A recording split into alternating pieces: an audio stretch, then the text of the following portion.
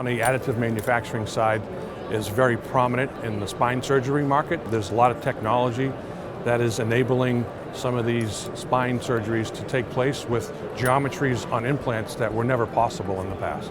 These cages here have geometry in it that was in older days of manufacturing impossible to manufacture. There are lattice structures in here that promote bone ingrowth. They also have features in here with either a locking mechanism or bone packing locations that, again, would be very difficult to manufacture any other way. In our Portland facility, we have two major platforms to do our additive services with. One of them is an electron beam melting platform.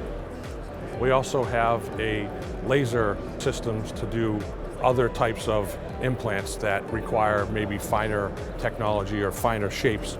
The additive technology is really made to print in any metals. The kinds of parts we're talking about at the spine show are titanium, because that's the largest materials that are used for manufacturing implants in the spine space. The machines are capable of printing in a variety of metals like stainless steel and many of the other cobalt chrome materials that might be used in an implant. Having the additive portion of our manufacturing is a really good complement to our standard manufacturing, where we would take bar stock and convert that into parts. Having both platforms available for our customers to use, extremely important. It gives them the flexibility to come to a single source and have access to a variety of manufacturing types, additive or subtractive.